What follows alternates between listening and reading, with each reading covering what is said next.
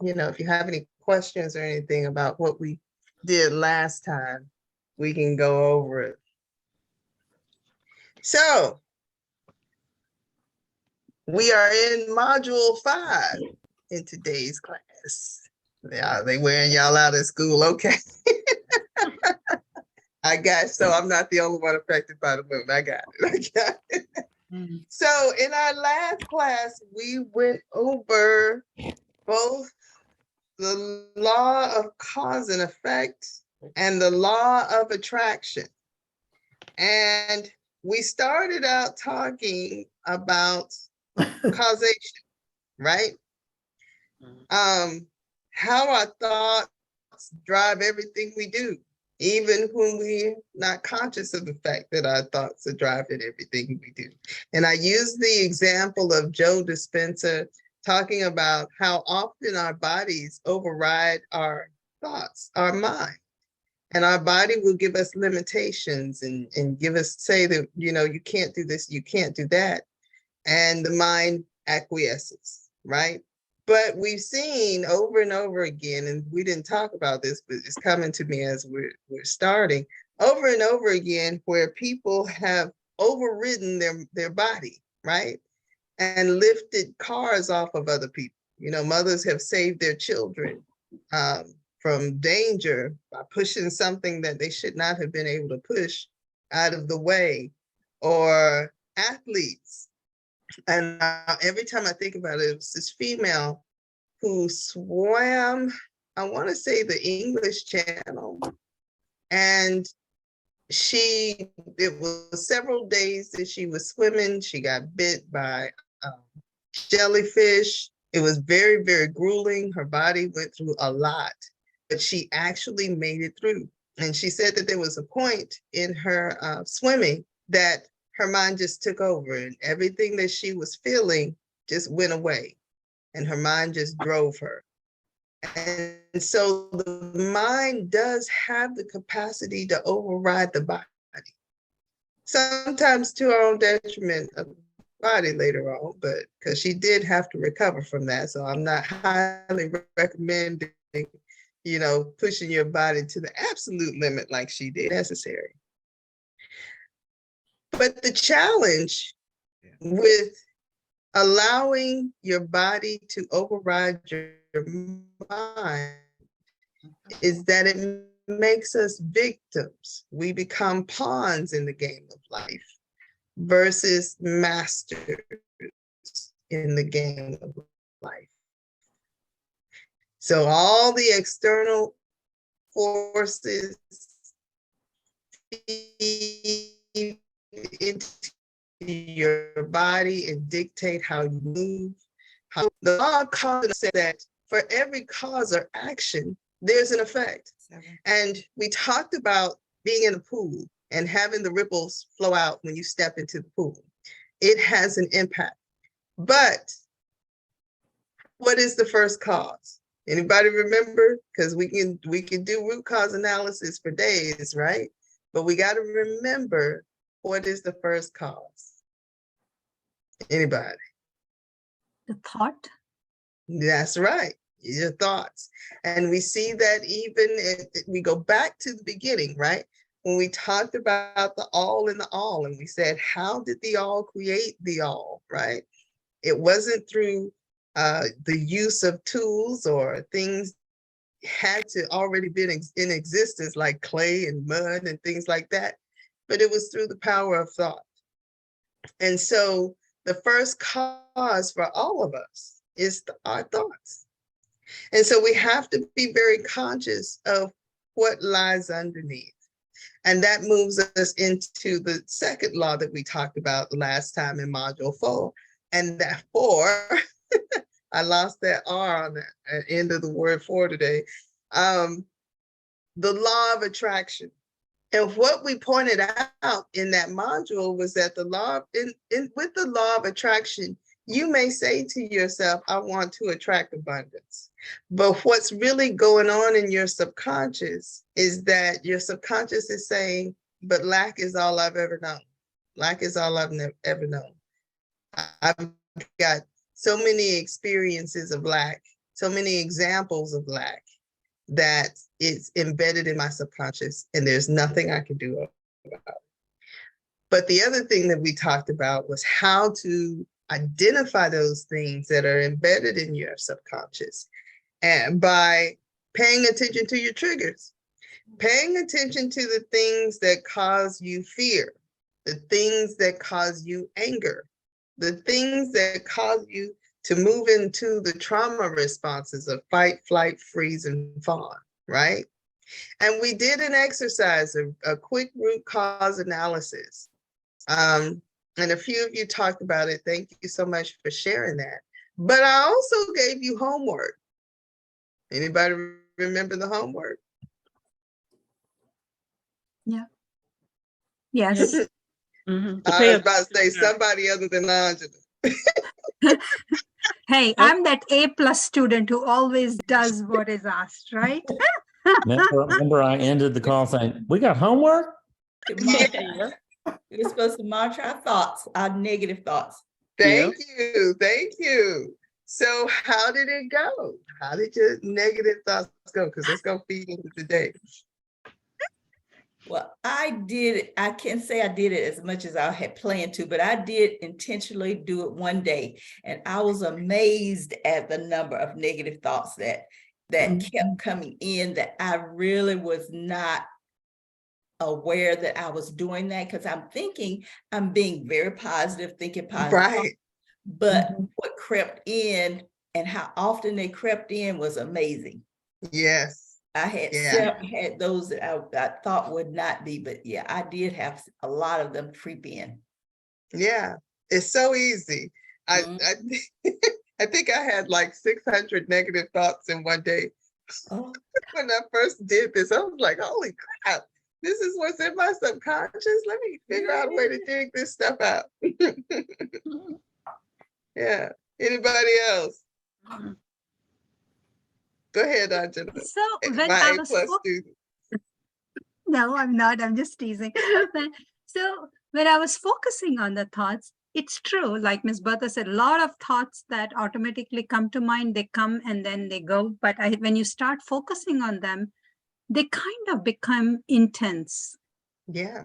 They kind of disturbed me because I started doing the why.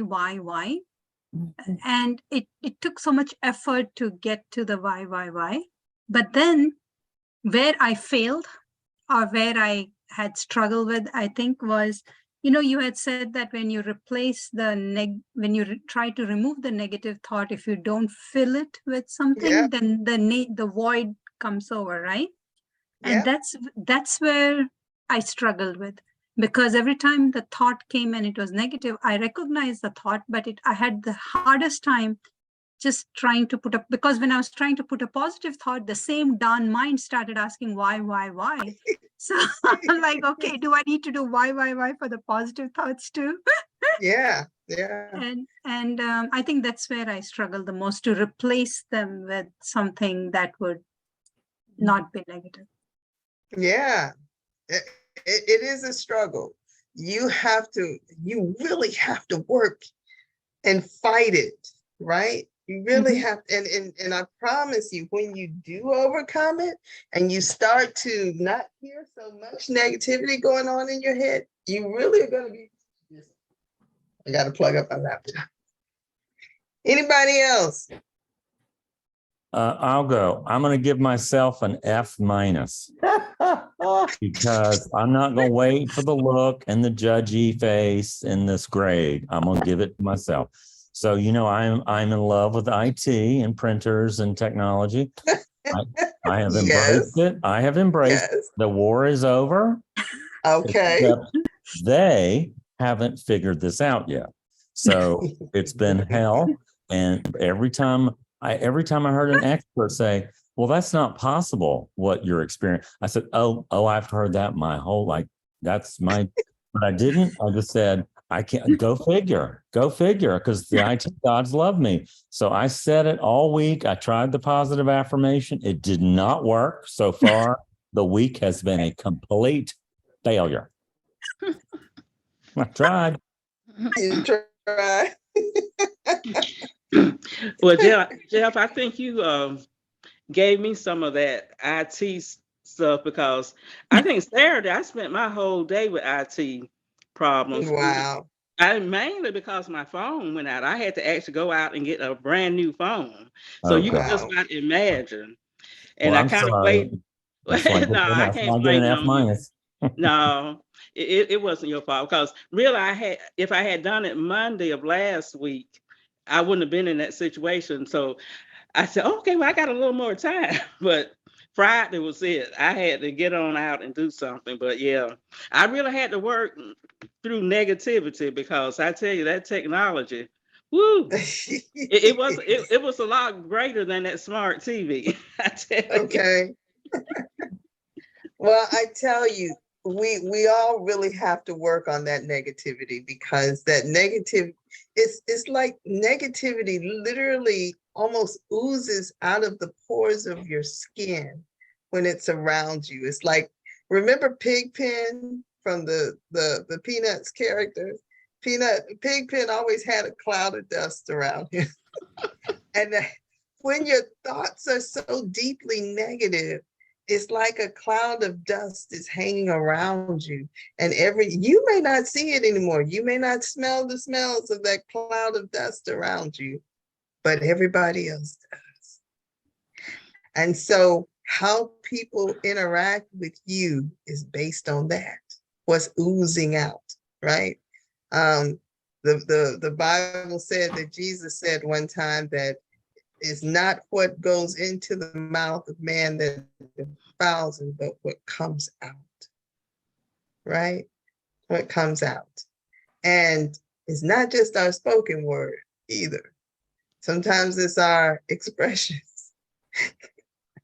You know, I saw a post on Facebook that said, I've got my mouth under control, but my face didn't get the memo.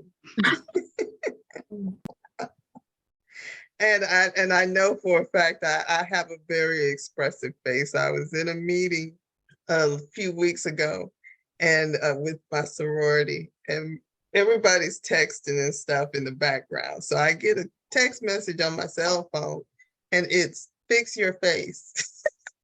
She literally texted me and said, fix your face. And I was like, okay, you got me. Because I was sitting there thinking, this is stupid.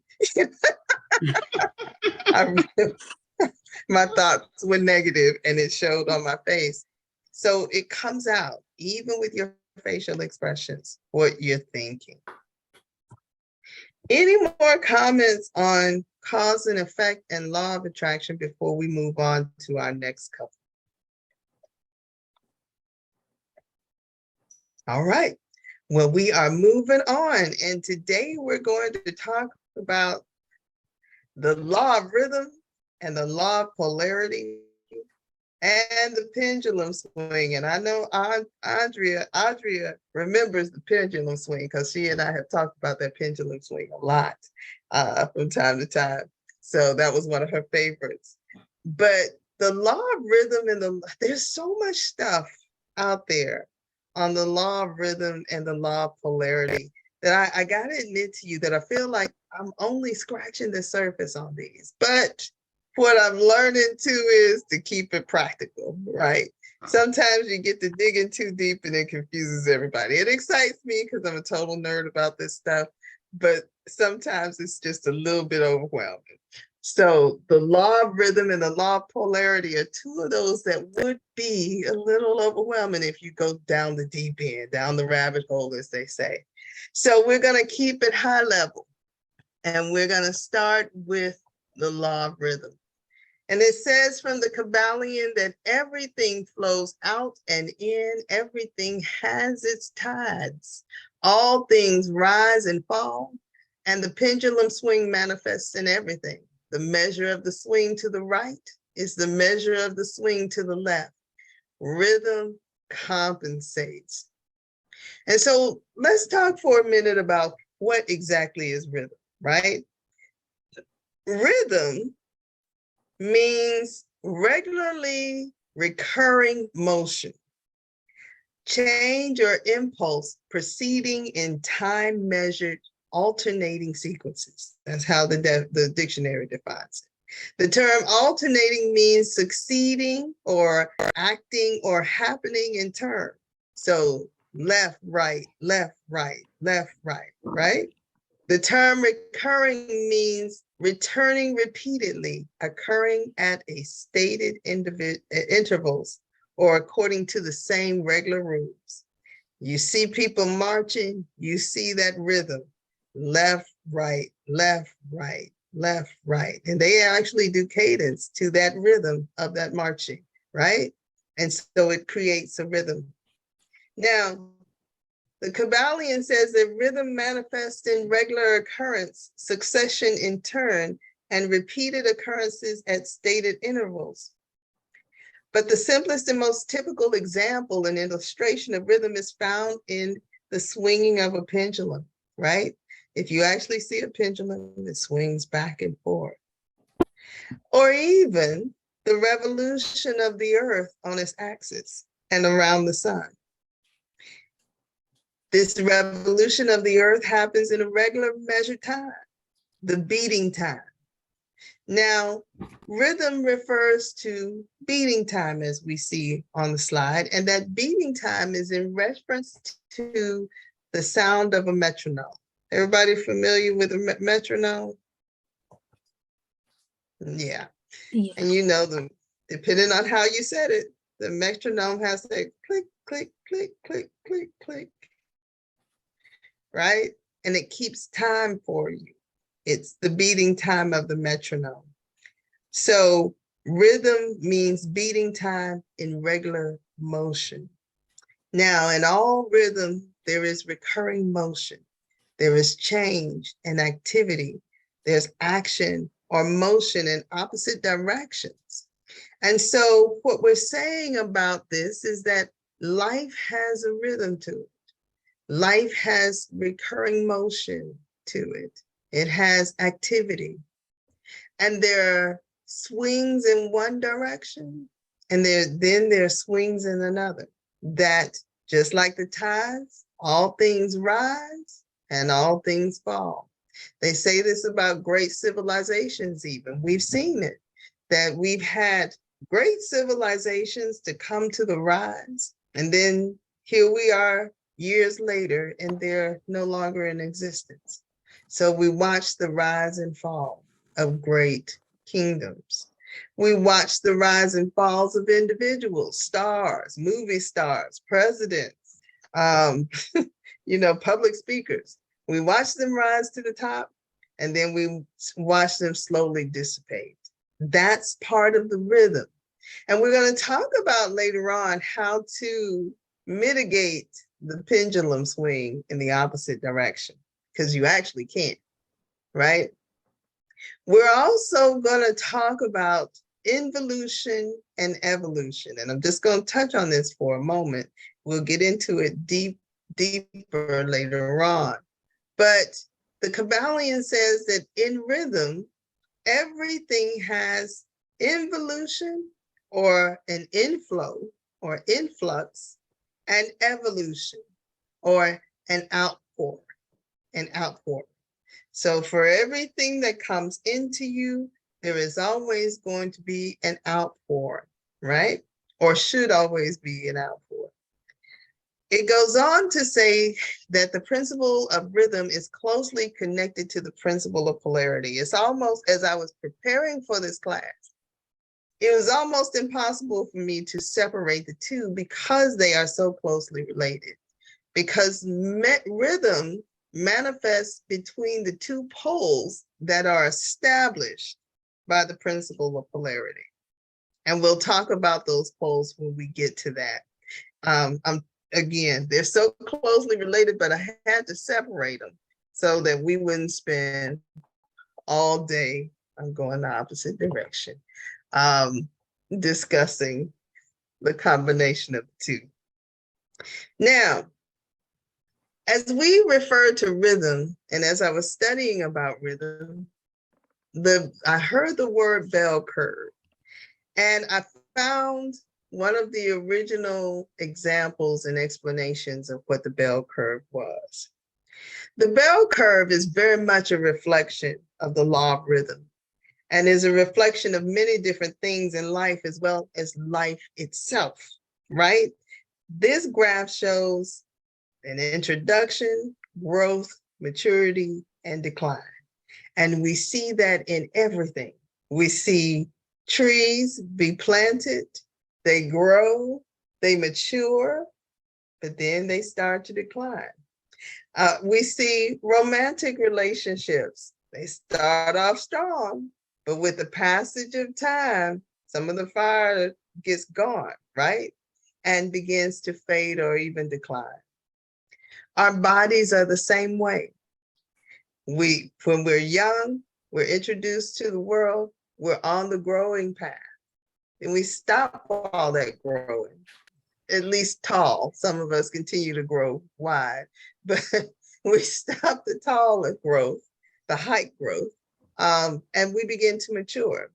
Hopefully, some people don't always make it to the maturity phase, but hopefully we mature and become stabilized and spend some time in the phase of maturing. But then our bodies begin to decline. I'll tell you another thing that goes through the same bell curve, and there are many. That's our spiritual growth and development, our personal development. Oftentimes we have that introduction to the path, as some would say, and we're excited and we're studying and we're learning and we're growing and we're exercising what we're learning. And then we get into the maturity phase and we're like, we've had some successes. We understand it.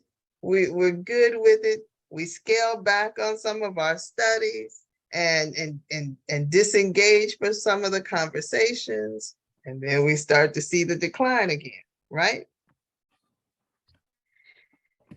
However, what I found interesting about this bell curve as I was looking at it was that the business arena is probably one of the best examples of showing us that it is possible to overcome the bell curve.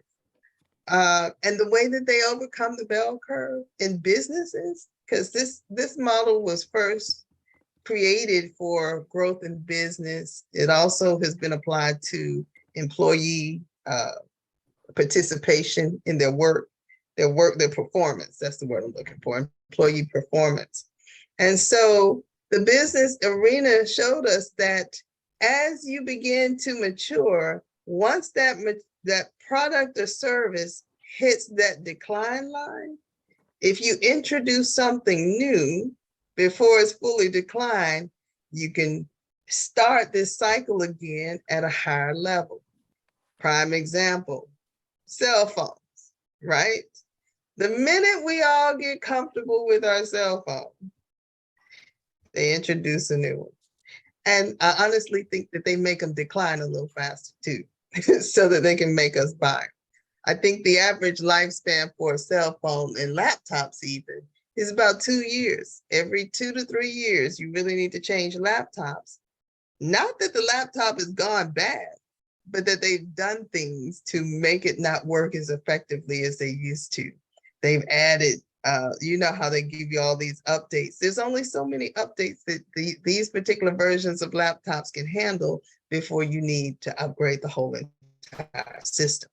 So they have taken this bell curve and interjected innovation at the level of maturity. Yeah, Apple is the worst. They are at the level of maturity before they start to decline to keep their businesses strong.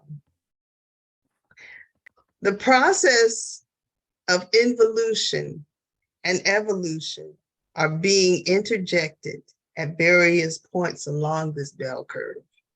And just to give you a heads up, I'll refer to this bell curve again once we get to the law of polarity. But I want to move on from this because what I just said was involution and evolution are interjected multiple places in this bell curve, but specifically at the point of maturity to help mitigate the law of rhythm. So what's the process of involution and evolution? We have our next slide. In theosophy, and anthroposophy and Rosicrucianism. Involution and evolution are part of what they call a complex sequence of cosmic cycles called a round. And when the universe attains a stage of sufficient density, the individual spirit is able to descend and participate in evolution. Involution thus refers to the incarnation of spirit in an already established matter, the necessary prerequisite of evolution. That's what Wikipedia said. I'm going to make it sound a little simpler. Simply put, divine energy flows into the human body through the process of involution. Once the spirit of divine energy becomes aware or conscious of itself in human form, evolution begins. So imagine a baby who gets the soul. That's been a major discussion. When the baby is actually conscious and aware of itself, we don't know. But for the most part, we can all agree that when the baby takes that first breath, opens their eyes, and begin to cry, there is a level of consciousness there, right? So involution would be that moment where the baby takes his first breath and says, I am here. Okay, the Bhagavad Gita says that also. Good deal. So involution is that first consciousness of the flow of divine energy into the human form. And then that human form or that self becoming conscious that it is alive, becoming aware that it is a who, becoming I am, right? I am. So first it flows into human form and then into conscious of itself. And then it begins to work its way back up to the status of divine energy or God. That is the evolutionary part. So the involution is the divine energy coming into the being. The evolution is the journey back home, as they say. Other ways to say this is that we are moving from undifferentiated matter to individuality and then back to undifferentiated matter. I'll say this another way because that's a little complicated too. But it's moving from unity and oneness or unity consciousness to individuality. Individuality and then back to unity again. So the Rosicrucians and the Theosophists and the Anthroposophists believed that there is a return. Christians believe that there's a return.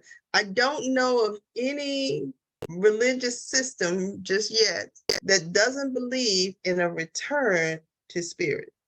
Now, there may be many lifetimes before you actually get to return to the unified, undifferentiated mass, because we have our lessons to learn, right? And this is where things like reincarnation come in. But there is a overarching, overwhelming belief that the all in the all will return to the big all, right? That all of us that have that there is none that is without the spirit of the all living within us will all return to that undifferentiated matter. So I want to make it clear though that divine intelligence can never not be conscious, right? So the awareness of consciousness is what we experienced in evolution. Coming down into matter, taking on form, becoming human, right? Is that moment where it's like, I'm on Earth, I've arrived. Now let me start this evolutionary process again. Now, this is the overarching thought process of involution and evolution. This is a high-level view. But on a smaller scale, we can look at involution and evolution as the introduction of an idea or thought and the actions that it takes to bring it into form and to make it come alive. So taking that idea or thought and making it a reality, right? That's the more practical application of involution and evolution for our lives. And this is what it looks like. I call this a different look at the Trinity. And for those of you who've been in my metaphysics class, you guys have seen this before. You may not remember it because it's probably about a year ago that we actually finished. But this Trinity is there. You'll see in the middle of my rectangle, not my rectangle, my triangle, i.e. Trinity, is creation, right? Creation comes as a result of thought, word, action, or deed. And in creation theory, whether it be the theory of how God created the heavens and the earth, or how an individual creates a new life, all creation begins with involution. A thought is introduced into our consciousness through involution. We become conscious of that thought and we begin to form language, put words around that thought. We give the idea a name and we begin to speak it into existence as we network with those around us and finally begin to put our ideas in action. There is no better example of this Trinity than to build a building or a house, right? Because first, the house begins in thought. The layout and design of the house begins in thought, inspiration, whatever, right? And then you begin to give names. This is going to be the kitchen. This is going to be the bedroom. This is going to be the meeting area for whatever you're building, right? You give names to the rooms as you draw out these diagrams. And once you begin to name those pieces and eventually call it a house, then you begin to speak to the people that you need to help bring it into actuality, right? That is the action and the deed part. So we're building the house, but it originated in thought. It went through a process because we had to ponder this stuff to really say, okay, I really think the kitchen should be there. I really don't, see me, I would say, don't put the bedroom by the kitchen because there's too much noise in the kitchen. You might not sleep well. So I would put my kitchen over here, like my house is, and my bedroom way on the other side. All of that takes place in thought. All of that takes place in thought. So the law of rhythm in relation to this creation process says that this process is cyclical in nature, that there will be seasons where information and ideas will flow, and then there will be seasons for actions in our lives. But then there'll also be seasons for rest, to not move, to not do, to wait on new inspiration. If we stay open to new ideas and new innovations, then the cycle will be perpetual and we will continually evolve, coming closer and closer to the full expression of our divine self. Kind of like Apple. Their divine self, money. Steve Jobs. Well, and Steve Jobs was not motivated by money, right? He was motivated by innovation and creativity. And I actually watched Guy Kawasaki, I think his name was. He was one of the people who worked with Steve Jobs when they created the Macintosh computer. And he talked about how they didn't want to just create a computer. They wanted to create a computer and then look for the next iteration of what it was going to be, what was going to come next. So if we stay in that, okay, I've done this, Now what? I've overcome this challenge. Now what comes into my life? What's next? Always looking for the what's next.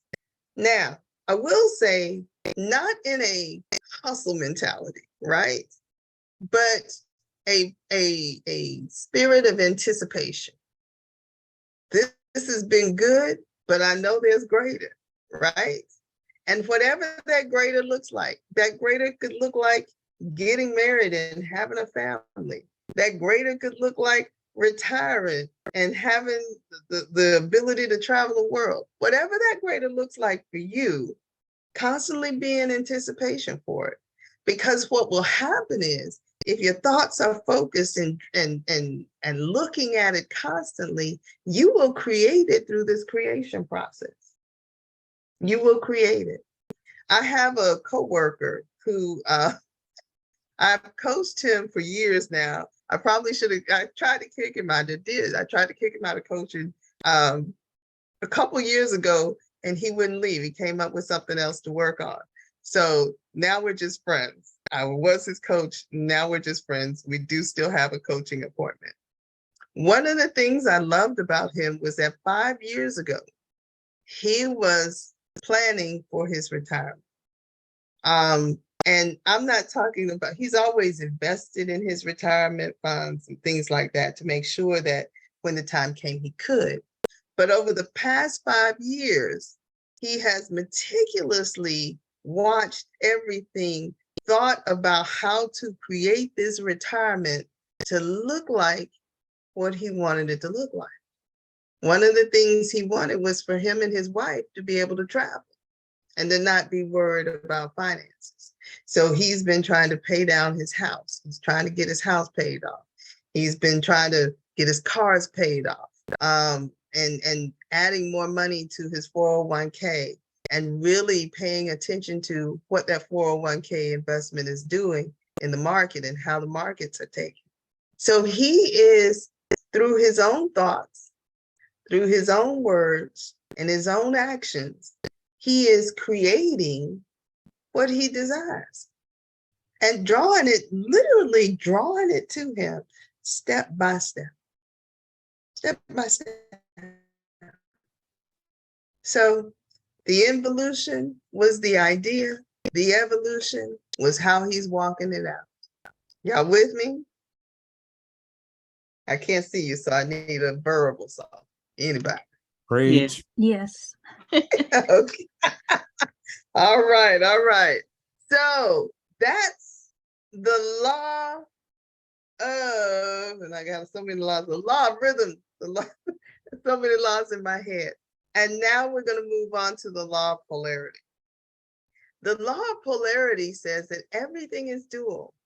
Everything has poles, and everything has its pair of opposites, a doppelganger per se. That's why we all might have a doppelganger somewhere on the other side of the world. Like and unlike are the same. This is a challenging one for a lot of people. That opposites are identical in nature, but different in degree. Extreme means all truths are but half truths. All paradoxes may be reconciled. That is what the Kabbalion says. Now, they further go on to say that in all phenomenal change or motion, there is always found the existence of two opposite extremes, between which the rhythmic change of motion is manifested, right? Rhythmic change in motion perceived by alternating swings between these two extremes, with a regular period of time elapsing between each beat and each swing. So, as we said, the principle of polarity embodies the truth that all manifested things have two sides. What do we mean by two sides? There is a heads on the coin and there's a tail on the coin. There is a positive in your electrical box and there's a negative in your electrical box. Those are two extremes on the pole. When they talk about the law of polarity, they often talk about a magnet. Now, don't think about the little round magnets, right? Think about a long magnet, right? Just a straight magnet. On one side is the negative, on the other side is the positive, but it's still just a magnet. What is attracted to one side may not be attracted to the other, but it's still a magnet at the end of the day. They go on to say that the two opposing set of characteristics are merely relative to each other and together form a correlated unity and a balance of whole.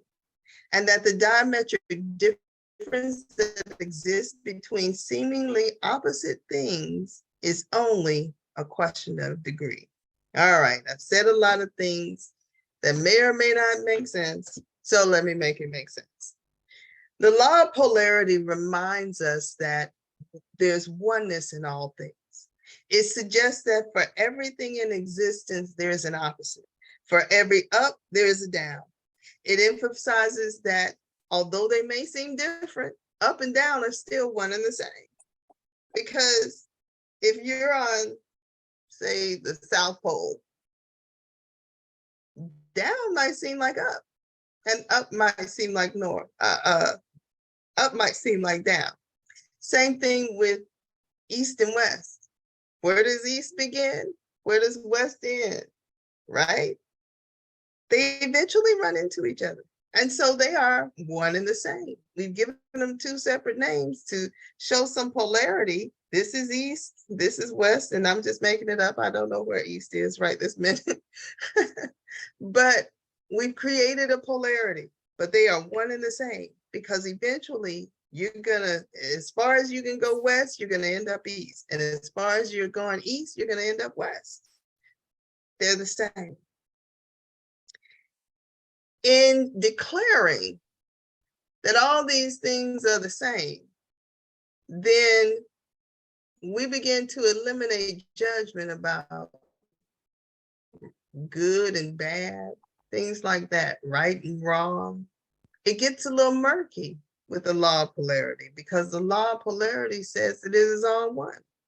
The law suggests that the only difference between good and bad is simply a degree.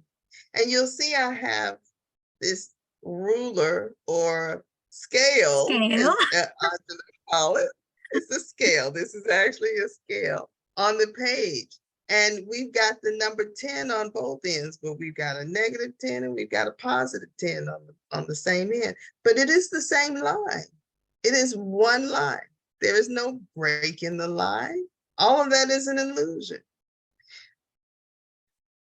You've got positive halves of the line. You've got negative halves of the line. And that's how they are referring to the difference between good and bad. It is just a degree. At 0, there may or may not be any comprehension of good and bad, because you are equally good and equally bad, right? But to move closer to better, better, good, better, best, you'd have to inch away a few degrees towards the positive side. For example, they say that we should consider the states of love and hate as an illustration of the principle of polarity. They say that, you know, these two principles could seem like they're as far from each other as humanly imaginable, right? That there's nothing reconcilable or harmonizing about love and hate. But they say that they are the same. At one end of the emotional scale of love and hate, we find intense love. I mean, just the greatest love ever. You can get no better than that love, right? But then as you descend or go towards the negative side of the scale, we find less love, lessening degrees of love. And then we find that 0 point, that balance point, and we call that indifference. We move from love to less love to like and don't care, right? That's indifference. I could do with or without. But then as you begin to go even deeper, lower on the scale, you begin to run into dislike. You begin to run into a degree of aversion. And then you begin to increasingly run into degrees of dislike.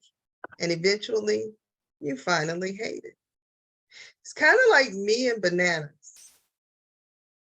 I don't have a love, so I can't say I'm a 10 on the scale of bananas. And when I was younger, I was a -10 on the scale of bananas. Now that I'm older, if you put it in a smoothie and hide the taste, I'm indifferent about it. I can have a banana because bananas are actually pretty good for you. Don't like them, don't hate them. I'm indifferent towards them. Now, what I just gave you with the example of me and bananas, and we'll talk about this later, is an example of polarization. I recognize the benefit of bananas, although I absolutely detest the flavor of a banana. So I find a place in the middle. I move closer to liking it, but not quite, so that I can tolerate it or be indifferent about it and still get the benefit of having it. Okay? Sometimes, and we'll get into the pendulum swing, because now when we get into the pendulum swing, I want you to keep in mind this scale. -10 over here, +10 over here. So deep, intense love is that -10. Normally, the pendulum doesn't swing all the way to hate, right? Normally, you might lose a little love for each other. You might end up being friends. That's ideal. You end up being friends versus being romantic partners, because you just can't live together, but you can get along. But oftentimes it swings to complete hate. And we see so many examples of that. And the level of destruction that a marriage and a family goes through when it goes from that 10 and swings all the way to the other 10 is really challenging. It's really challenging. So sometimes love is quickly transmuted to hate. Best friends and lovers become enemies. And on the other hand, we've also seen it where, and I think about my granddaughter in this thought process. She's got a little girl that she's always fighting with at school. And I think they love to hate each other, right? They always got to say something to each other. They always got to poke fun at each other. And I suspect that by the time they get to be teenagers, they will probably be best friends, because over the years, that dislike for each other has gotten lower and lower. And she can even say, well, there's some good things about this little girl, right? I know a lot of people who have stories of having an enemy all through elementary school, and then by the time they get to high school, they're best friends. So the swing goes in the positive direction instead of the negative direction, right? They say that the swing of the pendulum on this law of polarity is often as far in one direction as it was in the former direction. So deep, intense love can easily be transmuted to deep, intense hate. The better place to be is the gradual process, right? Gradually slow it down, or even balance it out at 0, where your life is not going to fall apart if that person leaves you, where they're all that you got, right? Because oftentimes when that is that level of intensity and that level of dependency, it swings in the opposite direction. And when it does, it's really ugly.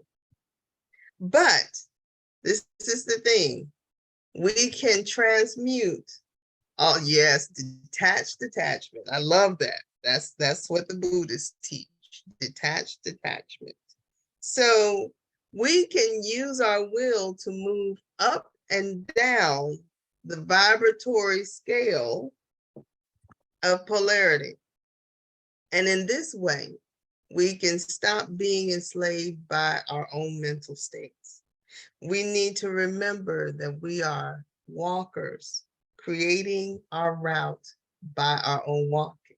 So as we work on our thoughts, as we get our thoughts more in alignment with positivity, then we move up to the scale, right? All right, so there's a question in the chat. How do we reach the center when you are around people who bring out the negative in you? That's a tough one. That is a tough one, but it is possible. We're going to talk about this a little bit more later on, but I'll touch on it now because the question is here. That is, you learn how to transmute their energy. Remember the ripple effect? You've got to be so strong in your position, in your level of positivity, that you pull them towards you. The law of polarity says you can actually do this. And they talk about this from the perspective of mind control. And I'll tell you about that later because we're getting too deep. I cannot explain it deep enough. I have to go deep in order to explain it. I'd rather wait till later. So hold that, put that pin right there, and I'll come back to it. We're not too far off. We're not too far off. So we're back to the bell curve again, right? And I told you I was going to revisit the bell curve. And so as we revisit the bell curve, we automatically notice that it is very similar to a linear line graph, right? You'll notice that on the curve, the introduction phase is in the negative half of the graph. And while growth and maturity are just past the 0 point, they're on the positive side. But what's even more interesting to me, but also falls in line with what the Kybalion teaches about decline, is that the decline is on the positive side. The Kybalion teaches that involution is the end, while evolution is the beginning. By the principle of rhythm, day is followed by night, and night by day. Summer and winter alternate. Sleeping and waking alternate. Breathing in and breathing out alternates. Work and rest exchange places. So involution is followed by evolution, and evolution by involution. The involution is decline. All changes proceed according to the rhythmic order and sequence. The conduct of mankind is regulated by this rhythm. Fashion and dress, in taste, and in feeling all come and go again. Everything comes back. You heard the old saying, everything old is new again, right? Some of the fashion that I know some of y'all have seen some fashion come and go and come back again, right? So I don't know whether or not we'll ever make it back to poodle skirts, but I have seen some hoop dresses though on the runway. So you never know. We might have poodle skirts again. But the course of an empire wins its way in cyclic progression around the earth. History repeats itself, and even our emotions have their title moments. We have happy, great periods of joy, and then we have periods of sadness. That's a natural process of life. And the sooner we make peace with that, the better off we'll be, right? All right. So we're back to the pendulum swing, and I want to spend a little more time on the pendulum swing because it's so important to this lesson. And as I said, the pendulum swings from summer to winter and then back again. The corpuscles atoms, molecules, and all masses of matter swing around the circle of their nature. There's no such thing as absolute rest or cessation of movement, and all movement partakes of rhythm, the principle of universal application. It may be applied to any question or phenomenon of any of the many planes of life that we talked about the last time, the physical, the mental, and the spiritual planes. And it might be applied to all phases of human activity. There is always the rhythmic swing from one pole to another. The universal pendulum is always in motion. The tides of life flow in and flow out. Now, completed rhythm, though, is represented only by a completed revolution or circular movement. Uninterrupted rhythm always manifests as a complete movement in orbit. So imagine the Earth orbits the sun. That's the pendulum. We normally think of a pendulum as rocking back and forth, but the truth of the matter is the way that we revisit things on the pendulum, this particular pendulum, is through a circular motion. And those of you who have been in metaphysics for a long time, I'm sure you have seen the quote where it says that spiritual growth and development is not a straight line, but it is a spiral staircase, right? You come back to things, you understand them differently, you take that knowledge, you move on, you come back to similar things, you understand it differently. So that's what they're saying with this pendulum movement. The full, complete revolution is a circular movement.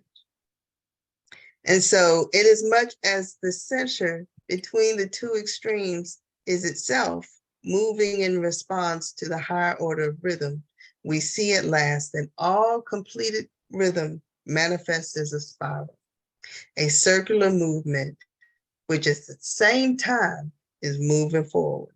It might feel like you're going in a circle, but you're another level higher. You're vibrating on a higher level. If you learn the lessons the way that you needed to, if you overcame the challenge that you are experiencing and taking it to another level, right? Beginning with the manifestations of spirit of or of the all, it will be noticed that there is ever an outpouring and an indrawing, the outbreathing and the inbreathing. They take a quote from the Brahmins. The universe as created reaches their extreme point of materiality and then begin in an upward swing. Suns spring into being, and then their height of power being reached, the process of retrogression begins. And after eons, the suns become dead masses of matter, awaiting another impulse, which starts again their inner energies into great. Hello? Sure. Who's talking?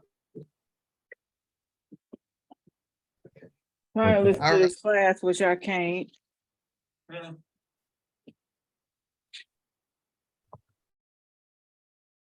Okay.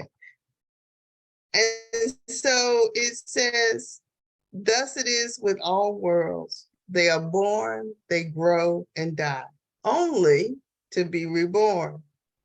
And thus, and I've lost my, and thus it is with all things of shape and form.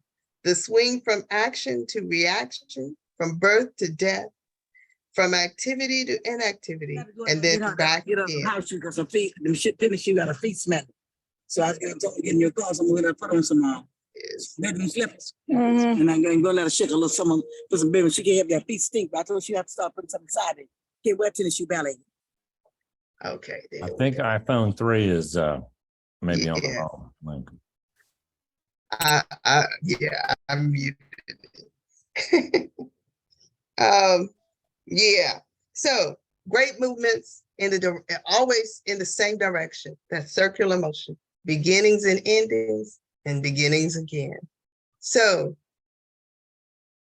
what can we learn from this, right?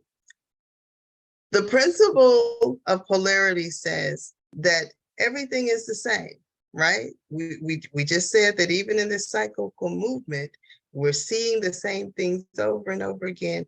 We just have the opportunity to take it to another level. Every time we experience it, we have the opportunity to take it to another level.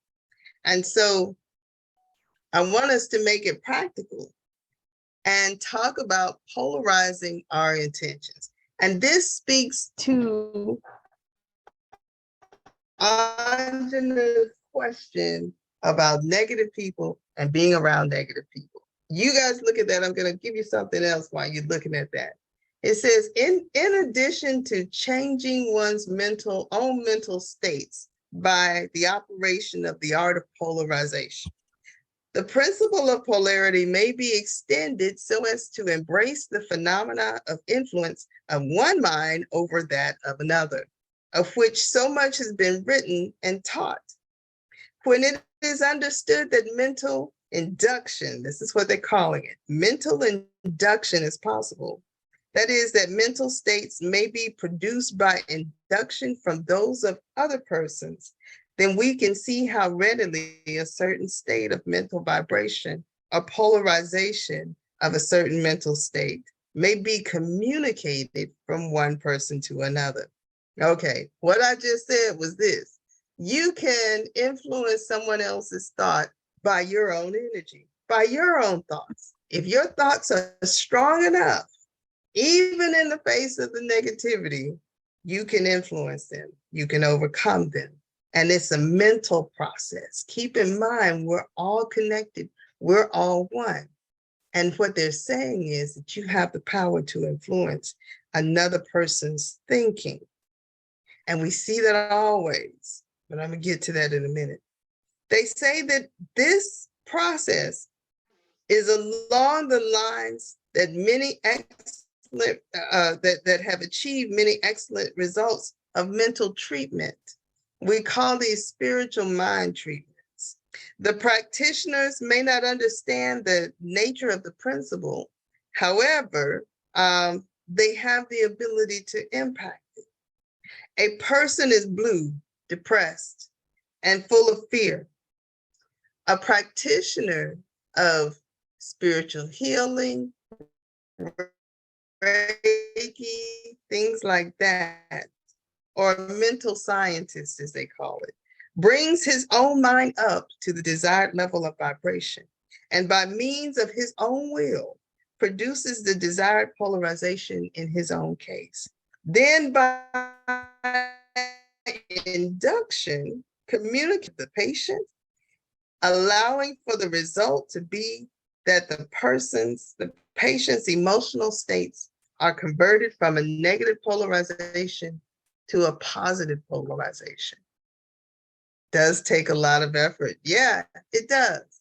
Takes a lot of effort and it takes a lot of practice, right? Mm-hmm. But again, I go back to the pool. There's nothing more powerful than the pool example, because you take up space, you create ripples. When you stand in the power of that truth, then you become aware that where your mind is at impacts somebody else's mind, right? Has the potential to impact somebody else's mind. And this is the thing. Remember, in the last class, we talked about whether you are a pawn or a master on the chessboard, on the game of life. When you are a pawn, other people's behaviors influence you and cause you to get off your rock. But when you become a master, you take control of the situation and you overpower their moves. The best examples that I can give this, as I was studying this and getting ready for it, I immediately thought of hostage negotiators, right? Hostage negotiators do this all of the time. They go into a situation where a person has basically lost it. They're kind of crazy. They're ready to do harm to any and everybody who's in their way, right? they back themselves into a corner and they really don't have the ability to get out of it. So hostage negotiators go in and they bring the temperature down a degree, right? We're talking about polarization again. They establish themselves in a calm position, and then they use their calm to influence the person's troubled mind, right? This is a skill. Hostage negotiators have invested a lot of time and effort and energy in doing this and learning how to do this, but they do it. Oftentimes they're able to get folks at least calm down a little bit to have a negotiation, right? Counselors do this. When you go into counselors are trained to de-escalate. That's the word I was looking for earlier. We de-escalate by keeping ourselves at a high vibration and encouraging the person to come in our direction, to move on the scale of polarity from chaos to calm. But it is through this vibratory frequency of peace that these negotiators and these counselors and these de-escalators can do this. Something we learn in mediation, by the way. I'm a mediator, and we learn how to de-escalate. We do things like affirm the person. I hear what you're saying. I understand why you might feel that way, but I need you to get into a place where we can talk about it, right? We'll even, and this is a trick that mediators do all the time. If you're ever in mediation and it's taken a very, very long time, they're not going to let you out of the room. They're not going to let you in. They're going to do their best, even if it's an 18-hour day. The mediator is going to do their good mediator is going to do their best to keep you in the room because they want to bring you to some level of agreement. The way that they do that is to make you tired. Yes, we do this with students. Yes, thank you, Audrey. They want to make you tired so that during the negotiation, you lose your energy of fight in the mediation. And when you get exhausted, then we can start having a conversation. So we're not going to let you leave the room. We're going to keep you busy. And we may have to pull you into another room, but we're never going to leave you alone. We're going to put somebody with the other person and somebody with you, and we're going to talk to you the whole entire time, right? Continual talking, because we're continually controlling and interjecting thoughts into you. And once we get you calm, we put you back into the negotiation room with the other party. Hopefully by then you're tired and we can come to some negotiation. The worst thing for a mediator is for us to call it a day and have to come back another day. Because what happens is that individual gets away from the situation, gets away from the mediator, and re-energizes their position and comes back with the same level of energy they had when the mediation began. So a mediator will try to keep you in there for as long as humanly possible to get you to agreement. Arbitrators are the same way. Arbitrators stay locked up in rooms with unions and employers for hours trying to get past that negative energy. If you've ever done a facilitation, and I do this often, Jeff knows I've had to do that with his group, done a facilitation with a group of people who are angry at each other and really not liking each other at the moment. You have to be the source of calm. You have to be the source of the safe place to cry, the safe place to express your anger, but also the one who says, okay, now that you've done that, let's move forward, right? This is polarizing your intentions. And basically what they're saying is, if you are dealing with a low level of negativity, you've got to put yourself, so you're dealing with a 10, right?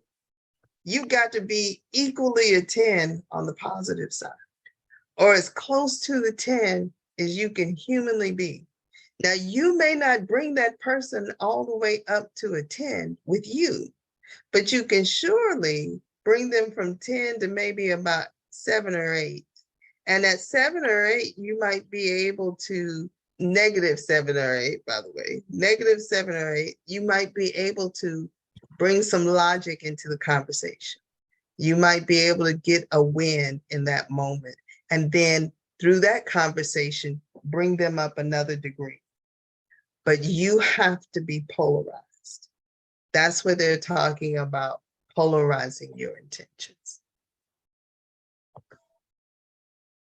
What are the best ways to increase the vibration? Stay positive. Stay happy. No, I won't say happy. Stay peaceful. Stay peaceful. If you react, their reaction is validated. They're going to match energy for energy. Shucks, I have to do it with Nora. Good Lord. I have to do it with my granddaughter, because there are times where I recognize that if I match her energy, we're going to fight. It's not going to be pretty. So I have to take a step back, get all of my emotion out, because the ego does a real trip on you when you're in the midst of a conflict and you're trying to move and polarize yourself in a positive position to pull somebody else out. The ego, how dare they? You know, I've heard my little voice say, all you do for this little girl, is she gonna treat you like this? What? You cannot imagine the negative thoughts that go through my head. And I tell people all the time, it's like taking a bunch of Clydesdale, remember the Budweiser Clydesdale, the big old horses, and on a small stagecoach, and somebody shot a gun and spooked the Clydesdale, and I'm holding the reins. They're running, they're strong, they're pulling, and they're out of control. And sometimes it's like pulling those Clydesdales into subjection and trying to stop the stagecoach. That's what the ego does for you. It makes your Clydesdales take off running and causes you to lose control, but you've got to take the reins again and pull in the ego and polarize yourself where you can, right? Maybe you can't get all the way to 10. Maybe you can only get to 2 or 3, but polarize yourself in 3 so that they don't drag you down to -10. Thank you. That's what the law of polarity is saying. That is why, yeah, this is what we try to explain to educators. Yeah, Audria is in education. It's Bertha. Yeah, I know she knows. All right, that's our last slide for the night, and we are slightly, yeah, we got time to talk. It's up to y'all when we finish. Go ahead, Jeff. What's your thought? I was just going to say this real quick, and this was informative to me. Before there was